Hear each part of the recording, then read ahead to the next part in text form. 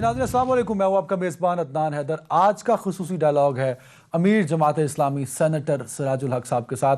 सिराजुल हक साहब, बहुत शुक्रिया sir, warm welcome in show. मेरा पहला सवाल तो कुछ और था, लेकिन आपको देख के ना मैं कराची में था, शारा फैसल पे वो रैली थी जब इमरान खान साहब मौजूदा प्राइम मिनिस्टर ऑफ पाकिस्तान और आप एक रैली से ऑर्गेनाइज की गई थी, दोनों PTI की जानिब से और जमात इस्लामी की जानिब से। तो मैं बड़े गौर से आपको देख रहा था, वो गानों के शोर में आप बड़े खामोश और बड़े संजीदा बैठे हुए थे। तो तब के इमरान खान साहब में और आज बतौर वज़ीर आज़म इमरान खान साहब को आप किस तरह देखते हैं सर? बिस्मिल्लाहिर्रहमानिर्रहीम। वो दिन भी आपको याद होगा, कराची में हम तो एक ही ट्रक पे सवार थे जी जी, और कायद आज़म के मज़ार पे जाना हमारा आखिरी इवेंट था, लेकिन वो ही ट्रक से उतर गए और फरमाया कि अब अंधेरा छा गया है, इसलिए मैं अब मज़ीद ट्रक पे नहीं बैठ सकता हूँ। फिर हम कायद आज़म मज़ार पे गए और वहाँ पे हमने आखिरी प्रोग्राम कर ही लिया। नहीं तो आपके ख्याल में इमरान खान साहब जनाब वज़ीर आज़म खान साहब जब वज़ीर आज़म नहीं बने थे, उनके कुछ ख्यालात थे, उनके कुछ ऐलानात थे, उनके कुछ वादे थे, चूँकि उनको इख्तियार नहीं मिला था, लोगों ने देखा नहीं था, आजमाया नहीं था, इसलिए सब लोग खुशफहमी में थे। लेकिन तब्दीली के एक खुमार ख़ासकर नौजवानों को, ख़वातीन को, सबको थी। अब जब 950 दिन गुज़र गए तो वो दूध का दूध और पानी का पानी अब बिल्कुल सामने आ गया है। तो इक़्तिदार से पहले के वज़ीर आज़म जनाब इमरान ख़ान और आज के इमरान ख़ान में बहुत बड़ा फ़र्क है। अब वो ख़ुद भी इतराफ़ कर रहा है कि हम बग़ैर तैयारी के आए हैं। ख़ुद भी इतराफ़ कर रहा है कि 1 साल तक तो हमें पता ही नहीं चला था कि हमें किस तरफ जाना है, यानी मंज़िल नहीं मालूम मगर जा रहा हूँ मैं। और ख़ुद फरमाते हैं कि हम डिलीवर नहीं कर सके इसलिए कि चारों तरफ माफियाज मौजूद है। इसलिए अब तो हर कोई कहता भी है, देखता भी है, मुशाहिदा भी है, तजर्बा भी है, और खुद उनके अपने लोग भी एतराफ़ कर रहे हैं। बिल्कुल ठीक है। इसलिए बात साफ हो गई है। आपने कहा कि अंधेरा हो रहा था तो वो कंटेनर से उतर गए, तो मेरी नाकिस अकल समझ रही है दो मीनिंग्स इस बात के कि या तो इमरान खान साहब को अंधेरे से डर लगता था वो उतर गए, या वो बहुत अकल वाले हैं और समझदार थे कि अंधेरे से पहले ही कंटेनर से उतर गए। तो मैं इन दोनों मानियों में से, मीनिंग्स में से कौन सा मतलब लूँ सर आपके जवाब में? जो भी आपको पसंद हो वही मतलब ले ले, लेकिन बहरहाल मगरिब होती ही वो ट्रक से उतर गए और यही फरमाया था कि अंधेरा हो गया है, इसलिए मैं साथ अब नहीं चल सकता हूँ। और फिर हमें अकेले ही जाना पड़ा मदार कायद पर और आखिरी प्रोग्राम भी अटेंड किया। अब इसका जो भी मतलब है, आपको जो भी पसंद है वही आप ले सकते हैं। लेकिन अमीर साहब, आप इत्तेहादी तो रहे इमरान खान साहब के, KP गवर्नमेंट में भी रहे, मुख्तलिफ इवेंट्स पर भी आप लोगों का मौक़िफ़ एक रहा। वो जो टाइम आपने बतौर इत्तेहादी गुजारा, कभी उस पर अफसोस हुआ या खुशी हुई कि बहुत अच्छा टाइम था हमारा इमरान खान साहब के साथ?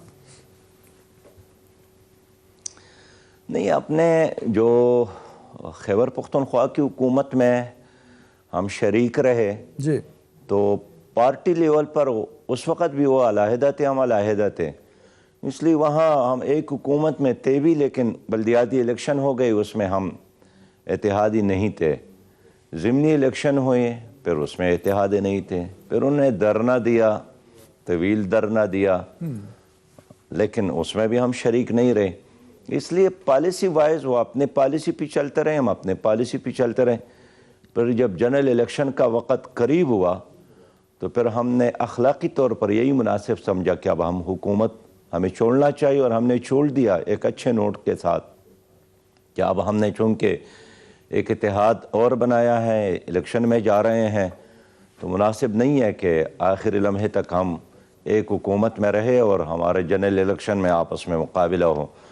तो इसलिए शरीफ लोगों की तरह हमने एक दूसरे के साथ हाथ मिलाकर जुदाई इख्तियार की। इसलिए हमें कोई अफसोस इसलिए नहीं है कि जो काम हमने अपनी ज़िम्मे लिए थे, जो डिपार्टमेंट हमें दिए गए थे, अल्हम्दुलिल्लाह हमारे वज़रा ने बहुत अच्छी सलाहियत के साथ اچھی کارکردگی دکھائی، اور جس پہ خود بھی عمران خان صاحب فرماتے رہے کہ تبدیلی کی چابی، ہمارے منسٹر کا نام لیتے تھے عنایت اللہ خان صاحب کہ وہ اصل میں تبدیلی کی چابی ہے، جی اور جماعت اسلامی کے وزراء کی کارکردگی اچھی ہے، بلکہ ایکسلنس تک کہتے رہے۔ تو اس لیے جو کام ہم نے لیا تھا ہم نے اس کو کر کے دکھایا۔ سر وجہ کیا بنی؟ کے پی کے میں بڑا کم ہوا ہے ایسا تاریخ میں، بلکہ مجھے تو نہیں یاد پڑتا کہ کسی کو دوسری مرتبہ کے پی کے لوگوں نے حکومت دے دی ہو۔ پی ٹی آئی کو دے دی۔ سر کیا پی ٹی آئی کی پچھلے 5 سال کی پرفارمنس اتنی شاندار تھی کہ کے پی کے نے ڈیسائیڈ کر لیا، کے پی کے عوام نے، کہ پی ٹی آئی کو ہی ووٹ دینا ہے، انہی کو دوبارہ لے کے آنا ہے؟ سر یعنی اب بھی آپ کو یہ خیال ہے کہ یہ الیکشن تھا؟ خود پی ٹی آئی کے لوگ بھی حیران ہیں کہ ہمارا تو خیال نہیں تھا کہ اتنی میجارٹی کے ساتھ ہم آئیں گے، اور خود کے پی کے لوگ بھی حیران ہیں، اور پورے ملک کے لوگ حیران ہیں کہ کیسے یہ جماعت کامیاب ہو گئی۔ لیکن جو آپ جانتے ہیں کہ جن لوگوں نے ان کو لایا اور ان کو اقتدار تک پہنچایا، اب خود وہ لوگ اس کو ایک لائبلٹی سمجھ رہے ہیں۔ میں نہیں جانتا امیر صاحب، میرے خیال میں تو ووٹرز لائے ہیں ان کو۔ نہیں، میرے خیال میں ایک ارینج پروگرام تھا، ایک مینجمنٹ کے ساتھ یہ سب کچھ ہوا ہے۔ اس لیے ایک آزادانہ الیکشن اگر ہو جائے پاکستان میں تو اس کے نتائج بالکل ہی مختلف ہوں گے۔ مطلب آپ کے خیال میں جو 2018 کا الیکشن تھا وہ ایک پری پلان الیکشن تھا، ہائی جیک الیکشن تھا وہ؟ اس میں تو اب کسی کو شک نہیں ہے کہ یہ الیکشن تھا۔ اب تو سب لوگ کہتے ہیں، جو لوگ اقتدار میں ہیں وہ بھی کبھی بلند اور کبھی دھیمی انداز میں اس کا اعتراف تو کرتے ہیں کہ ہمیں لایا گیا۔ تبھی تو کہتے ہیں نا کہ ہمیں تربیت اور نہیں دی گئی، ہماری تیاریاں نہیں کروائی گئی، اور اس طرح بغیر تیاری کے ہمیں لایا گیا۔ یہی وجہ ہے کہ ہم ڈیلیور نہیں کر سکے۔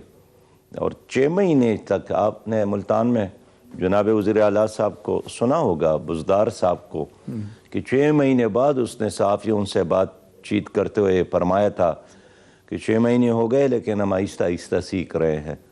تو یہ 5 سال کا ٹینیور ہے، یہ تو سمجھتے ہیں کہ سیکھنے کے لیے۔ اچھا سر، یہ جو آپ نے جواب دیا اس سے تو یہ تاثر ملتا ہے مجھے کہ جو 6 جلسے ہوئے پی ڈی ایم کے، کچھ جلسوں میں خود شامل رہا، باقی سب میں نے ٹی وی پہ سنے، تو پی ڈی ایم کا جو موقف ہے، میرے اس جواب میں تو آپ نے پی ڈی ایم کا موقف بتا دیا، تو میں یہ سمجھوں کہ امیر جماعت اسلامی کا موقف 2018 کے الیکشن میں اور پی ڈی ایم کا موقف ایک ہے؟ نہیں، پی ڈی ایم اور جماعت اسلامی کے موقف میں بڑا فرق ہے۔ نہیں میں بس اسپیسیفک لوں پی ڈی ایم امیر ان صاحب، پارٹیوں کا مجموعہ ہے۔ اسپیسیفک سر، دوبارہ قطع کلامی کی معافی، اسپیسیفک کر دیتا ہوں۔ امیر جماعت اسلامی کا موقف 2018 کے الیکشن پہ اور پی ڈی ایم کا موقف 2018 کے الیکشن پہ ایک جیسا ہے؟ دیکھیں، پی ڈی ایم تو ان پارٹیوں کا مجموعہ ہے جنہوں نے گزشتہ 73 سالوں میں ایک بار نہیں، 2 بار نہیں، 3 بار نہیں، بار بار حکومت کی ہے۔ اور ماضی میں بھی اگر یہ لوگ اقتدار میں آ گئے ہیں تو اسٹیبلشمنٹ کی تعاون سے آ گئے ہیں، اور پی ٹی آئی بھی اسٹیبلشمنٹ کے تعاون سے آئی ہے۔ تو یہ اپنے باریاں لیتے ہیں، اور جب ان کو باری نہیں ملتی ہے پھر پریشانی کا اظہار تو کرتے ہیں۔ اس لیے ایز سچ پالیسیوں کی بنیاد پر پی ڈی ایم اور پی ٹی آئی میں کوئی فرق نہیں ہے۔ اب دیکھیں کہ ورلڈ بینک کا IMF سے قرضہ لینا اور قرضوں کی بنیاد پر پاکستان کو چلانا، اس پر وہ متفق ہے۔ نظام تعلیم پر ڈیبیٹ تو نہیں ہے کہ پاکستان میں نظام تعلیم کون سا ہوگا۔ معیشت پر بھی ڈیبیٹ نہیں ہے کہ ہمیں معیشت اس طرح ہونی چاہیے۔ خارجہ پالیسی پر بھی کوئی ڈیبیٹ نہیں ہے۔ کشمیر پالیسی پر بھی کوئی اختلاف نہیں ہے۔ ہیلتھ پالیسی پر بھی کوئی اختلاف نہیں ہے۔ زراعت پالیسی پر کوئی اختلاف نہیں ہے۔ صنعت کی پالیسی پر کوئی اختلاف نہیں ہے۔ ان تمام چیزوں میں یہ ایک ہے، یہ ایک تسلسل ہے۔ پی ٹی آئی بھی پیپل پارٹی اور مسلم لیگ کے پالیسیوں کا ایک تسلسل ہے۔ اختلاف ایک ہی چیز پر ہے، ایک نقطے پر، لیکن وہ کیوں امیر صاحب حکومت میں ہے اور ہم کیوں حکومت میں نہیں ہے۔ امیر صاحب تاثر تو یہ بھی ہے کہ جماعت اسلامی کے اسٹیبلشمنٹ کے ساتھ ہمیشہ بہت اچھے تعلقات رہے، ایک پیج پر رہے۔ وہ جو متحدہ مجلس عمل کی سٹوری شروع ہوتی ہے وہ تو میری آنکھوں کے سامنے ہے، میرے ہوش و حواس کے سامنے ہے وہ چیپٹر، تو میں اسی طرح کا ملتا جلتا جواب تو جماعت اسلامی کے حوالے سے بھی دے سکتا ہوں سر۔ دیکھیں، وہ ایک بہت طاقتور ادارہ ہے، اور جب انہوں نے چاہا انہوں نے ویسا ہی کر کے دکھایا۔ انہوں نے نواز شریف صاحب کو لایا، پرویز مشرف صاحب کو لایا، انہوں نے عمران خان صاحب کو لایا، انہوں نے پیپل پارٹی کے ساتھ بات چیت کر کے این آر او کر کے ان کو بھی لایا۔ اس لیے اگر جماعت اسلامی بھی اس کلب کا حصہ بنتی تو ہم بھی اسی طرح اقتدار میں آتے ہیں۔ اس لیے اگر آپ کو آئی بی کے سابق ڈائریکٹر کی وہ انٹرویو آپ نے دیکھی ہے یا سنی ہے کہ کوئی ایک الیکشن بھی ایسا نہیں ہے جس میں کوئی مؤثر رول انہوں نے ادا نہیں کیا ہے۔ انہوں نے 70 کے الیکشن کے بارے میں بھی کہا کہ ہمارے تمام انٹیلیجنس اداروں کی رپورٹ کے مطابق مشرقی پاکستان میں جماعت اسلامی جیت رہی تھی، لیکن بڑے سسٹمیٹک انداز میں جماعت اسلامی کو ایک طرف کیا، عوامی لیگ کو آگے لایا گیا، اور پھر جو ملک دو حصوں میں تقسیم ہو گیا یہ ان پالیسیوں کے نتیجے میں۔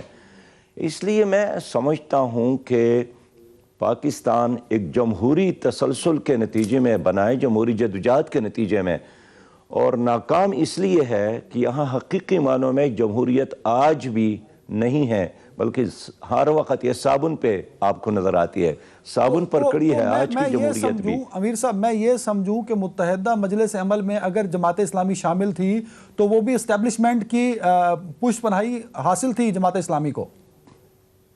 میں تاریخ کے ورق نہیں پلٹ رہا سر، میں اپنے ہوش و حواس میں ہونے والے واقعات پر سوال پوچھ رہا ہوں سر۔ آپ کے ہوش و حواس اللہ کرے کہ ٹھیک ہو اور آخر وقت تک ٹھیک رہے، لیکن آپ کو دیکھنا چاہیے کہ اس وقت بھی مرکز میں کس کی حکومت تھی، اور پنجاب میں کس کی حکومت تھی، سندھ میں کس کی حکومت تھی، بلوچستان میں کس کی حکومت تھی۔ ایم ایم اے کو تو ایک صوبے میں عوام نے ایک مینڈیٹ اس لیے دیا تھا کہ امریکہ نے افغانستان پر حملہ کیا تھا، اور پوری پشتون بیلٹ میں اس کے ریئیکشن کے نتیجے میں لوگوں نے ایم ایم اے کو اتنی بھاری تعداد میں ووٹ دیا تھا کہ اس اون کو ہضم کرنا کسی کے لیے ممکن ہی نہیں تھا، اور یہی وجہ ہے کہ ایک صوبے میں ان کی حکومت تو قائم ہو گئی، لیکن اس کو بھی پرویز مشرف نے کبھی بھی برداشت نہیں کیا، ہماری اسمبلی فیصلوں کو قبول نہیں کیا، ہمارے حسبہ ایک جو اسمبلی میں ایک بار نہیں 2 بار پاس کیا اس کو بھی پرویز مشرف نے سپریم کورٹ کے ذریعے بلڈوز کیا۔ تو میں اس لیے کہنا چاہتا ہوں کہ آپ کہتے ہیں نا کہ میں ہوش اور حواس، میرا یقین ہے کہ آپ کے حواس بالکل ٹھیک ٹھاک ہے۔ میں تو 70 میں جا ہی دیا امیر صاحب، آپ نے 70 کا حوالہ دیا، میں حیات نہیں تھا تب، پیدا نہیں ہوا تھا، میں نے کتابوں میں پڑھا، میں نے اس لیے اس میں سوال ہی نہیں پوچھا، میں تو 2002 میں آ گیا ہوں نا جب میں نے دیکھا کہ کیا ہوا۔ میں عرض کروں جی جی کہ پاکستان کے قیام سے لے کر آج تک ایک تسلسل ہے، کچھ جاگیردار ہے، کچھ کرپٹ سرمایہ دار ہے، کچھ ٹھیکیدار ہے، کچھ آٹا mafia, petrol mafia, diesel mafia, یہ مافیاز ہے، کبھی ایک پارٹی میں کبھی دوسری پارٹی میں، اداروں پہ انہوں نے قبضہ کیا ہے، سیاست پر انہوں نے قبضہ کیا ہے، بیوروکریسی پر بھی انہوں نے قبضہ کیا ہے، اور ان کے لنک ہے پھر بین الاقوامی اسٹیبلشمنٹ کے ساتھ۔ اس لیے وہ نہیں چاہتے ہیں کہ پاکستان حقیقی معنوں میں ایک اسلامی اور ایک فلاحی اور خوشحال پاکستان بنے، وہ یہی چاہتے ہیں کہ پاکستان ایسا رہے جو ہر وقت ورلڈ بینک اور آئی ایم ایف کا ایک محتاج ملک ہو۔ اور دیکھیے آج کے لمحے میں بات کروں کہ پاکستان ایک ایٹمی پاور ہے، پھر بھی ملیشیا جیسے ملک میں ہمارے طیارے کو پکڑا جاتا ہے اور سواریوں کو اتار کر رخصت کیا جاتا ہے۔ یہ اتنی بے عزتی ایک ایٹمی پاور کے حامل ملک کا کیوں؟ اس لیے کہ آپ کا ملک معاشی طور پر ان لوگوں نے کمزور بنایا ہے۔ قطع کلامی کی معافی چاہوں گا سر، وہ جہاز لیز پر تھا، اس کی قسطیں نہیں دی گئیں، وہ جہاز پاکستان کا ہے روک لیا، وہ جہاز یو ایس اے کا بھی ہوتا روک لینا تھا انہوں نے. تو ہو از ریسپانسبل، ان کی بات کرنی چاہیے نا سر. اس میں اسٹیبلشمنٹ کا کوئی رول نہیں ہے سر، اس میں عمران خان صاحب اور موجودہ گورنمنٹ کا رول ہے، اس پر تنقید کرنی چاہیے ہمیں سر. میں عرض یہ کرنا چاہتا ہوں کہ خود عمران خان صاحب نے ان اداروں کو سیاست میں ملوث کرنے کی کوشش کی، اور جب کوئی اچھا کام کرتے ہیں کہتا ہے کہ خان صاحب نے کیا، لیکن جب کوئی ناکامی ہوتی ہے تو کہتے ہیں کہ ہم تو آزاد نہیں ہیں، ہمارا تو ٹریننگ نہیں ہے، ہمیں تو اختیارات نہیں دیا گیا. اس لیے آج سب سے اہم مسئلہ یہی ہے کہ پاکستان میں ایک فیئر الیکشن کا انعقاد کیسے ہو اور آئندہ الیکشن کیسے آپ شفاف بنائیں. میں اس لیے دعوت دیتا ہوں کہ تمام سیاسی جماعتوں کو سر جوڑ کر اس پہ بات کرنی چاہیے، خود پی ٹی آئی کو اس پہ بات کرنی چاہیے. آج اپوزیشن کے بیانیہ کو دیکھیں، یہی بیانیہ کل عمران خان کا تھا کہ الیکشن فیئر نہیں ہے، اور جو کل مسلم لیگ اور پیپل پارٹی کا بیانیہ تھا، آج وہی بیانیہ عمران خان کی پارٹی کا ہے کہ نہیں سب کچھ ٹھیک ہو رہا ہے، الیکشن بھی ٹھیک ہے، پولنگ سٹیشن بھی ٹھیک ہے، معیشت بھی ٹھیک ہے، صنعت بھی ٹھیک ہے، تعلیم بھی ٹھیک ہے، صحت بھی ٹھیک ہے. اس لیے یہ سب ٹھیک ہے کا گردان جو ہے یہ کل ان پارٹیوں کا تھا اور آج ان پارٹیوں کا. لیکن سچی بات یہ ہے کہ کوئی چیز ٹھیک نہیں ہے، ہر طرف مایوسی ہے، اندھیرے ہیں اور تباہی اور بربادی ہے. آپ کہہ رہے ہیں کہ الیکشن صاف اور شفاف ہونا چاہیے، الیکشن میں کسی تھرڈ پارٹی مطلب اسٹیبلشمنٹ کی انوالومنٹ نہیں ہونی چاہیے، لیکن اس کے لیے جماعت اسلامی نے کوئی لے آؤٹ دیا ہے کہ کیسے اسٹیبلشمنٹ سے پاک الیکشن پاکستان میں ممکن ہے سر؟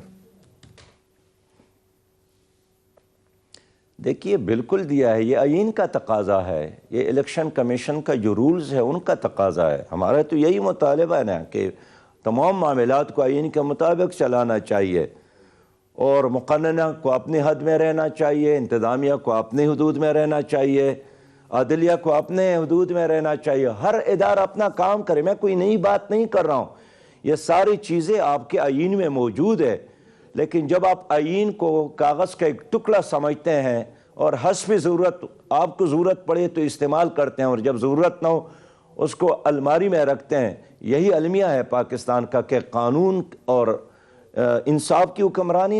آپ قانون کی حکمرانی قائم کریں، آئین کے مطابق معاملات کو چلائیں، سارے نظام ٹھیک ہو سکتا ہے. سر ایک سوال کا جواب دے دیجئے. آج جماعت اسلامی نہ عمران خان صاحب حکومت کے ساتھ ہے، نہ ہی جماعت اسلامی اپوزیشن کے ساتھ ہے، پی ڈی ایم کے ساتھ ہے، تو جماعت اسلامی کہاں سٹینڈ کر رہی ہے؟ کیوں جماعت اسلامی نے دو بڑے بیانیوں کو سے اپنے آپ کو لا تعلق کر دیا سر؟ یہ آج کا سوال نہیں ہے، یہ بہت پرانا سوال ہے. ہماری اس ریجن میں ایک طرف امریکہ تھا اور دوسرے طرف رشیا تھا. تو جب ہم دونوں کے ساتھ نہیں کہتے تھے تو آپ جیسے صاحب یہی سوال کرتے تھے کہ آپ نہ امریکہ کے ساتھ ہیں نہ آپ رشیا کے ساتھ ہیں، تو آپ کس کے ساتھ ہیں؟ ہم اس وقت بھی کہتے ہیں کہ ہم حق کے ساتھ ہیں، ہمارا ایک نظریہ ہے، ہمارا ایک منشور ہے، ہمارا ایک پروگرام ہے. اس سے بھی پہلے آپ چلے ماضی میں بھی، ماضی بعید میں ایک کسرا تھا، ایک فارس تھا، روم اور پارس کے مقابلے ہوتے تھے. لوگ یہی سوال کرتے تھے کہ یا فارس کا ساتھ دینا ہے یا کسرا کا ساتھ دینا ہے. لیکن مدینہ کی اسلامی ریاست اس کے مقابلے میں ایک چھوٹی ریاست تھی، لیکن بالآخر ان دونوں کو انہوں نے شکست پاش دی. آج بھی پی ڈی ایم کے ساتھ کوئی نظریہ نہیں ہے، پی ٹی آئی کے ساتھ کوئی نظریہ نہیں ہے. ہم نظریاتی لوگ ہیں، ہمارا ایک واضح لائحہ عمل ہے. ہم نظام کی تبدیلی کی بات کرتے ہیں. ہم چاہتے ہیں کہ تعلیم ایسے ہو، ہمارا ساتھ ایک پورا پروگرام ہے. معیشت کے حوالے سے ہمارے ساتھ ایک پورا ویژن موجود ہے. خارجہ پالیسی کے حوالے سے ہمارے ساتھ ایک پورا پروگرام موجود ہے. کشمیر پالیسی کے حوالے سے ہمارا ایک پورا ویژن موجود ہے. اس لیے ہم فرد کی ترقی، معاشرے کی ترقی اور ملک کی ترقی کی بات کرتے ہیں. لیکن سر اس کے لیے تو سر جمہوری ملک میں آپ کے پاس لوگ ہونے چاہیے نا. جمہور جس کے ساتھ ہوگا اسی کی پالیسیز امپلیمنٹ ہوگی. لوگ پی ڈی ایم کے ساتھ ہیں، لوگ عمران خان صاحب کے ساتھ ہیں، لوگ جماعت اسلامی کے ساتھ اس تعداد میں نہیں ہے سر جس طرح پی ڈی ایم اور پی ٹی آئی کے ساتھ ہیں. تو پھر سوال یہی اٹھتا نا کہ کسی ایسے طبقے کو پکڑ لیں جہاں آپ کے نظریات کہیں نہ کہیں مل رہے ہوں. امیر صاحب لیتا ہوں میرے دوست. میں یہ عرض کرنا چاہتا ہوں کہ آپ جمہور کو آزاد تو ہونے دو، آپ انسان کو بیدار تو ہونے دو، آپ شعور کو عام ہونے دو، آپ جمہوریت کو آزاد کرے، پولنگ سٹیشن کو آزاد کرے۔ اب آپ دیکھیں نا کہ پی ڈی ایم میں جو پارٹیاں شامل ہیں جنہوں نے بار بار حکومت ہی کی ہے، اگر ہم پیپل پارٹی کا نام لے لیں تو آج بھی سندھ میں تو ان کی حکومت ہے، تو کیا حال ہے کراچی کا، حیدرآباد کا، ٹٹہ کا، کیا حال ہے آپ کے لڑکانے کا، سکر کا، شکارپور کا، جیکب آباد کا؟ وہاں کر کے دکھائے نا۔ کیا وہاں پٹواری سسٹم، پولیس سسٹم، تعلیمی نظام، صحت کا نظام، حتیٰ کہ آپ حیدرآباد میں جا کر دیکھیں گندگی کا ایک ڈھیر بن گیا ہے۔ اب کراچی میں جا کر دیکھیں کہ کراچی کی گلیوں اور کوچوں میں جو بدبو، جو گندگی کے ڈھیر، جو کچرا آپ کو نظر آئیں گے، تو جو حکومت سڑکوں سے کچرا تک نہیں اٹھا سکی، وہ کرپشن کیسے ختم کر سکتی ہے؟ اس طرح مسلم لیگ کو آپ نے دیکھا اور بار بار دیکھا۔ میں اس لیے کہنا چاہتا ہوں کہ پیپل پارٹی، مسلم لیگ اور پی ٹی آئی میں فرق نہیں کرنا چاہیے۔ کتنا فرق ہے جناب اسد عمر صاحب میں اور جناب زبیر صاحب میں؟ دونوں بھائی ہیں، ایک پی ٹی آئی کا ہے، دوسرا مسلم لیگ کا ہے۔ چینل پر آ کر ایک طرف کی وکالت کرتے ہیں، دوسرا دوسری طرف کی وکالت کرتے ہیں۔ ہمارے سینٹ میں جناب محترم بابر صاحب آوان بڑے اچھے وکیل ہیں، کر پیپل پارٹی کی وکالت کرتے تھے، آج پی ٹی آئی کی وکالت کرتے ہیں۔ میں نے پرسوں بھی ان کو سینٹ میں شاباش دی کہ پہلے آپ ادھر تھے تو اچھی وکالت کرتے تھے، آپ ادھر بیٹھے اچھی وکالت کرتے ہیں۔ تو یہ اصل میں ایک ہی کلاس ہے۔ تو آپ مجھے یہ نہ کہیں کہ آپ ان میں سے کسی کا ساتھ دے دیں، آپ ان کو کہہ دیں کہ ایک موقع، ایک چانس جماعت اسلامی کو دے۔ ایک بریک میں جا رہا ہوں، ہمارے ساتھ ایک ویل ٹرین لوگ موجود ہیں، دیانتدار لوگ موجود ہیں، باصلاحیت لوگ موجود ہیں، ایک اسلامی جماعت ہے، جمہوری جماعت ہے، ایک پروگریسو جماعت ہے کہ آپ کو حکومت دے دی جائے، کیونکہ عمران خان صاحب بھی یہی باتیں، یہی دعوے کیا کرتے تھے۔ عافیہ صدیقی، ڈاکٹر عافیہ صدیقی کے بارے میں بھی وہ اسی طرح کے الفاظ بولتے تھے، اب تو یاد ہی نہیں کہ کون ہے ڈاکٹر عافیہ صدیقی۔ وہ اسی تعلیم، اسی نظام، اسی فورن پالیسی کی عمران خان صاحب بات کرتے تھے، اور اس کنٹینر پر جہاں آپ بھی کھڑے تھے، مجھے یاد ہے عمران خان صاحب ایسے ہی نعرے لگایا کرتے تھے۔ وزیر اعظم بننے کے بعد سب بھول گئے امیر صاحب وہ۔ بریک کے بعد آپ سے پوچھوں گا کیا گارنٹی ہے کہ اگر آپ آ جائیں تو آپ یہ تمام وعدے پورے کریں گے بریک کے بعد؟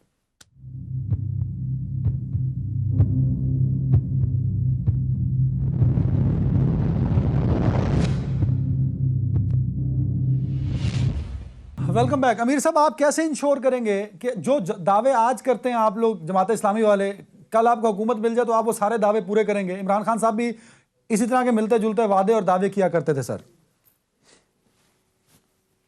دیکھیں، عمران خان صاحب دعوے کرتے تھے اور آج ناکام ہو گئے۔ ہمیں جہاں اختیار ملا ہے ہم نے کر کے دکھایا ہے۔ اب کراچی میں 2 بار ہمیں موقع ملا ہے ایک میئر کی حیثیت سے، عبدالستار افغانی کی صورت میں اور نعمت اللہ خان کی صورت میں۔ اتنے بڑے شہر کے میئر عبدالستار افغانی آخری عمر تک کرائے کے مکان میں رہتے تھے۔ جتنا میگا پروجیکٹ آج آپ کراچی میں دیکھ رہے ہیں سب وہی ہے جو نعمت اللہ خان صاحب نے شروع کیے تھے۔ خیبر پختونخوا میں فائنانس منسٹر تھا، الحمدللہ ہم نے ادنا سے لے کر میٹرک تک تعلیم کو مفت کر دیا تھا۔ ہم نے تمام ضلعی ہیڈ کوارٹر میں ہاسپٹل کو کیٹیگری اے کا درجہ دیا تھا۔ سب سے پہلے خواتین گرلز میڈیکل کالج ہم نے قائم کیا تھا، خواتین یونیورسٹی ہم نے بنائی تھی، ہاسپٹل میں ایمرجنسی کو ہم نے مفت کر دیا تھا، ایک اپروچیبل سسٹم دیا تھا۔ حالانکہ صوبے میں اتنے اختیارات اور آزادی بھی نہیں ہوتی ہے، لیکن اللہ نے ہمیں موقع دیا، تو میں اللہ پر اعتماد کے ساتھ یہ بات کر سکتا ہوں کہ ہمارے ساتھ مخلص اور دیانتدار باصلاحیت لوگوں کا ایک ٹیم موجود ہے۔ سر میں نے سنا ہے کہ آپ نے غربت کو بڑے پاس سے دیکھا ہے۔ میں چاہوں گا کچھ شیئر کرنا چاہیں کہ امیر جماعت اسلامی بنے، ملک کی سیاست میں بڑا اہم رول ہے سر آپ کا، جہاں پی ڈی ایم کو ڈسکس کرتے ہیں، جہاں پی ٹی آئی کو ڈسکس کرتے ہیں، وہاں امیر جماعت اسلامی سراج الحق صاحب کو بھی ڈسکس کیا جاتا ہے۔ تو غربت کی بات ہو رہی تھی، تو آپ نے غربت کو بڑے قریب سے دیکھا ہے سر۔ نان بھائی، ماضی ہے، بہرحال ماضی کو بھی یاد رکھنا چاہیے، اور میں عرض کرتا ہوں کہ میں جب پہلے دن اسلام آباد آیا تھا اسلامی یونیورسٹی میں داخلے کے لیے، اور شام ہو گئی اور مجھے اندازہ نہیں تھا کہ اسلام آباد کی ہوٹلوں میں اتنی مہنگائی ہے اور اتنے زیادہ پیسے لیے جاتے ہیں. تو اسلام آباد میں پہلی رات میں نے ایک فٹ پاتھ پہ کسائی کے تڑے پہ گزاری تھی، اور آدھی رات مجھے پولیس نے اٹھایا تھا. پھر میرے شناختی کارڈ، میرے ڈومیسائل، میرے یونیورسٹی میں داخلے کے سارے کاغذات جب چیک کر لیے تو مجھے دوبارہ اس تڑے پہ سونے دیا گیا. یہ پہلی رات تھی میرے اسلام آباد میں. اس لیے میں عوام کے ساتھ کہنا چاہتا ہوں کہ جس آدمی نے غربت دیکھا وہ غریب کے درد کا احساس سمجھتا ہے. جو کرائے کے مکان میں رہتا ہوں وہ جانتا ہے کہ کرایہ میں جو رہتا ہے اس آدمی کا احساس کیا ہوتا ہے، ان کے بچوں کی کیا احساسات ہوتے ہیں. ہم کالج میں پڑھتے رہے لیکن اپنے ہاسٹل کے اخراجات کے لیے چھٹیوں میں باقاعدہ مزدوری کرتے رہے. تو جس آدمی نے مزدوری کی ہو ہتھوڑا چلا کر، بیلچہ چلا کر، وہ جانتا ہے. اور یہ جو کرج، یہ حوصلہ اور یہ عزم، اس میں بنیادی کردار ایک تو میری ماں کا ہے اور اس کے بعد اسلامی جمعیت طلبہ کی ہے کہ میں ایسے دوستوں میں شامل ہو گیا جس نے مجھے ایک عظیم نصب العین دیا اور آگے بڑھنے کا، چلنے کا ایک سلیقہ مجھے دے دیا. اس لیے ہر حالت میں نے اللہ کے شکر کے ساتھ ایک بڑی ویژن کے ساتھ اس لمحے کو امیر گزارا ہے. صاحب، گفتگو ذرا تھوڑی پرسنل ہو گئی ہے، لیکن آپ کیونکہ عوامی لیڈر ہیں، عوام جاننا چاہتی ہے کہ ان کے لیڈر کی پرسنل زندگی کیا رہی. سر، آپ کا جو گیٹ اپ ہے، خاص طور پہ آپ جس طرح اپنی ٹوپی کو کیری کرتے ہیں، اس کے پیچھے بھی میں نے سنا تو ہے آپ سے وہ واقعہ. میں چاہوں گا اگر میری آڈینس سے آپ شیئر کریں سر، تو ایک سبق ہوگا ان کے لیے بھی. سر دیکھیے، بالکل آپ نے میرے ذات ہی کے حوالے سے پوچھا ہے اور میری ٹوپی کے حوالے سے بھی پوچھا ہے، لیکن میں یہ نہیں کہہ سکتا ہوں کہ آپ کو نہیں پوچھنا چاہیے، بلکہ میں چاہتا ہوں کہ ہر آدمی کو سیاسی لیڈر کے حوالے سے پوچھنا چاہیے. ان کے دن کے حوالے سے، ان کے رات کے حوالے سے، ان کے پراپرٹی کے حوالے سے، ان کے ماضی اور حال کے حوالے سے. تو میں 5ویں کلاس میں تھا، ہمارے علاقے میں بہت برف باری ہوتی ہے. تو اس دن میں نے اسکول جانے سے انکار کر دیا، اس لیے کہ میرے اسکول میں میرے پاؤں میں جوتے نہیں تھے، میرے والد صاحب بھی نہیں تھا. تو میں نے آ کر اپنی والدہ کی خدمت میں عرض کی کہ آج میں بالکل اسکول نہیں جاؤں گا، اس لیے کہ میرے بوٹ نہیں ہیں اور لوگ تانے بھی دیتے ہیں. تو اس نے بالکل میرے قریب آ کر گود میں لے کر اور پیار کر کے میری ٹوپی اٹھا کر ترچی میرے سر پر رکھی اور مجھے نصیحت کی کہ جاؤ بیٹے، اب لوگ آپ کے پاؤں کی طرف نہیں دیں گے، کوئی تانا نہیں دیں گے، آپ کے سر اور سر پر ٹوپی کو دیکھیں گے. اور واقعی جب میں اسکول گیا تو لوگ میری ترچی ٹوپی کی طرف دیکھ رہے تھے، میری پاؤں کی طرف آج تک کوئی نہیں دیکھ رہے ہیں. تو یہ ماں کی محبت ہے کہ پھر میں نے اسکول کے دور میں، کالج کے دور میں، یونیورسٹی کے دور میں اور پھر عملی زندگی میں ان کی یادگار کے طور پر ٹوپی ویسی ہی رکھنی شروع کی. اس لیے کہ اس سے میری ماں کا ایک تاریخی وہ نصیحت ہے کہ آپ استقامت کے ساتھ رہے، اسی طرح اسکول جائیں، لوگ پاؤں کی طرف نہیں سر کی طرف دیکھتے ہیں. کم آن دا پالیٹکس سر، واقع ملے ہیں. Once again on back on the politics. آپ نے سر براڈ شیٹ پر کہا کہ سپریم کورٹ کو آج خود نوٹس لینا چاہیے. پاناما میں آپ خود پٹیشنر تھے، تو آپ سیاسی پارٹی ہیں سر، آپ براڈ شیٹ کے تمام بیانات کو اٹھائیے اور سپریم کورٹ چلے جائیں تاکہ اس ملک میں احتساب ہو سکے. میں نے اس لیے سپریم کورٹ کو دعوت دی ہے کہ وہ سوموٹو ایکشن لے لے، کہ سپریم کورٹ بعض اوقات چھوٹی چھوٹی چیزوں پر ایکشن لے ہی لیتی ہے. تو یہ تو بہت بڑا معاملہ ہے، اس لیے کہ قوم کے کروڑوں اور ارب اس سے پیسہ ضائع ہوا ہے اور پوری قوم کی ایک جگہ ہنسائی بھی ہو رہی ہے. اس لیے میں نے سپریم کورٹ کو کہا ہے کہ وہ سوموٹو ایکشن لے کر یہ عوام کی مفاد میں. باقی ہمارا گل اپنی جگہ پر ہے کہ ہم جب سپریم کورٹ گئے تھے پاناما لیکس کے حوالے سے، اس میں 436 افراد کے نام تھے، لیکن آج تک سپریم کورٹ نے اس پر مزید کارروائی نہیں کی، نہ کوئی سمن جاری کیا، نہ FIA کے ذریعے، نہ نیب کے ذریعے، نہ کسی اور ادارے کے ذریعے ان لوگوں کو بلایا اور اس کیس کو منطقی انجام تک نہیں پہنچایا. تو یہ سپریم کورٹ کے ذمہ اور اس کے ذمہ داریوں میں اب بھی ایک قرض ہے اس پر کہ وہ پاناما لیکس کے تمام لوگوں کو بلا لے اور اس کا الٹرا ساؤنڈ کر لے کہ کس نے کیسا پیسہ یہاں جمع کر کے باہر کے بینکوں میں رکھا ہے، کیا اس کا ذاتی فیصلہ تھا یا قوم کا یا لوٹی ہوئی دولت تھی. تو اس طرح اس کیس کے بارے میں نے اب بھی بہت زیادہ ابہام ہے اور اس میں بہت سارے لوگ انوالو ہے اور قوم کا پیسہ اسی طرح ضائع ہوا ہے. اس لیے میں آج بھی کہنا چاہتا ہوں کہ سپریم کورٹ کو اس پر سو موٹو ایکشن لینا چاہیے. بالکل ٹھیک ہے سر. 4 سے 5 منٹ میں جلدی کچھ سوال پوچھنا چاہوں گا آپ سے. نواز شریف صاحب پیپلز پارٹی اور نون لیگ سر ایک پیج پر ہیں پی ڈی ایم کی شکل میں. کیا یہ واقعی ایک پیج پر ہیں پی ڈی ایم کی ساری جماعتیں اور ان کا موقف بیانیہ ایک ہے اور اس پہ وہ کیا کامیاب ہو پائیں گی سر؟ دیکھیں یہ ایک ہے بھی اور ایک نہیں بھی ہے. ظاہر ہے پیپل پارٹی کا اپنا ایک پروگرام ہے. پیپل پارٹی کسی بھی قیمت پر یہ نہیں چاہتی ہے کہ وہ استعفیٰ دے، ان کی حکومت ختم ہو سندھ میں.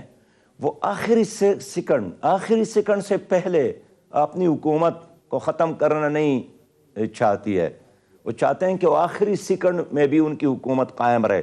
مجھے خود ان کے پارٹی لیڈروں نے کہا ہے کہ ہم کروڑ خرچ کر کے ممبر بنے، اب یہ لوگ کہتے ہیں کہ استعفیٰ دے دے. یہ کیا شورٹی ہے کہ ہم دوبارہ ممبر بنیں گے، اور یہ کیا شورٹی ہے کہ دوبارہ سندھ میں ہماری حکومت قائم ہوگی. تو اس لیے پیپل پارٹی اور مسلم لیگ کا اندر بہت ساری چیزوں پر یکسوئی نہیں ہے. بالکل ٹھیک ہوگا سر. حالات کے جبر نے اگر اس کو ایک جگہ پر جمع کیا ہے تو یہ حالات کا جبر ہے. پی ڈی ایم کے کنٹینر سے اداروں پر تنقید کی جاتی ہے، اداروں کے سٹنگ لوگوں کے نام لے کر ان پر نواز شریف صاحب تنقید کرتے ہیں، نون لیگ تنقید کرتی ہے. آپ کس طرح دیکھتے ہیں نواز شریف صاحب کا اور پی ڈی ایم کے کنٹینر پہ یہ بیانیہ سر پی ڈی ایم کا؟ دیکھیں پی ڈی ایم سے زیادہ جو بیانیہ ہے نا جی وہ عمران خان صاحب کا ہے. یہ بیان تو عمران خان صاحب نے دیا کہ خواجہ آصف صاحب تو ہار رہے تھے، لیکن اس نے رات آرمی چیف کو فون کیا کہ پلیز مجھے کامیاب کرے. تو یہ سلطانی گواہی تو خود وزیر اعظم دے رہے ہیں. اتنی کلیئر اتنی وضاحت کے ساتھ تو نواز شریف نے بات نہیں کی جتنے عمران خان صاحب نے کی ہے.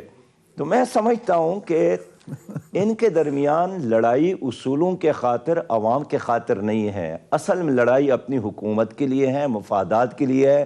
میں آپ کے ذریعے قوم کو یہی پیغام دینا چاہتا ہوں کہ ہماری سیاست اور جمہوریت جب تک خاندانوں اور افراد اور ان کے مفادات کی گرد گھومتی رہتی ہے اس وقت تک پاکستان کامیاب نہیں ہو سکتے. آپ کامیاب نہیں ہو سکتے. بالکل ٹھیک ہے سر. عمران خان صاحب خاندانوں سے اور ان شخصیات سے سیاست کو آزاد کرانا چاہیے. 2 سوال جلدی سے سر. عمران خان صاحب کیا 5 سال پورے کریں گے؟ اگر کریں گے تو وہ ملک کو کہاں لے کر جائیں گے؟ اور آج 2.5 سال بعد ان کی پرفارمنس کو آپ کہاں دیکھتے ہیں سر؟ دیکھیں 950 دن جب گزر گئے تو خود کہتے ہیں کہ ہم کامیاب تو نہیں ہو سکے. اب اگر ایک ہی بات ہے، دیکھیں 21 دن بعد ایک انڈے سے چوزا نکلتا ہے. یہ قدرت کی طرف سے ایک اصول ہے، فارمولہ ہے. لیکن عمران خان صاحب کی حکومت واحد ایسی حکومت ہے کہ 950 دن گزر گئے تو بھی ان کے انڈوں سے چوزا نہیں نکلا اور معیشت بیٹھ گئی. 5 سال پورے کریں گے کہ نہیں؟ فلسفے ناکام ہو گئے. 5 سال پورے کریں گے؟ 5 سال بعد عمران خان صاحب کا بیان یہی ہوگا. ٹھیک ہو گیا سر. گزشتہ حکومتوں نے بڑا ظلم کیا ہے، بہت لوٹ مار کی ہے. جو آج بات کر رہے ہیں یہ 5 سال بعد بھی یہی بات کریں گے. اس لیے میرا اپنا یہ خیال ہے کہ یہ وقت سے پہلے خود ایک ایسے حادثے کے انتظار میں کہ چھوڑ جائیں اور شہادت کے مرتبے پر فائز ہو جائے. لیکن میں چاہتا ہوں کہ کسی بھی قیمت پر ان کو سیاسی شہادت کا درجہ نہ ملے تاکہ لوگوں کو پتہ چلے کہ ان کے ساتھ نہ پروگرام تھا، نہ کوئی ٹیم، نہ کوئی ویژن. بتاتا ہوں کیا کرنا ہے سر. یہ بتائیے گا سینٹ الیکشن میں اوپن بیلٹنگ ہونی چاہیے، عمران خان صاحب کی خواہش ہے. الیکشن کمیشن نے اس میں بتا دیا کہ کانسٹیٹیوشنل رکاوٹ ہے، وہ نہیں ہو سکتے. آپ کے خیال میں اوپن بیلٹنگ سینٹ میں ہونی چاہیے یا سینٹ کا جو طریقہ کار الیکشن کا وہ چینج ہونا چاہیے یا نہیں سر؟ دیکھیے اگر آپ ایک عام شہری پر اعتماد کرتے ہیں اور وہ جا کر جنرل الیکشن میں خفیہ ووٹ استعمال کرتا ہے تو آپ قومی اسمبلی اور صوبائی اسمبلی کے ممبر پر کیوں اعتماد نہیں کرتے کہ لوگ اس کو خریدتا ہے؟ میں اس لیے کہنا چاہتا ہوں کہ 62-63 کے مطابق امیدواران بنایا جائے.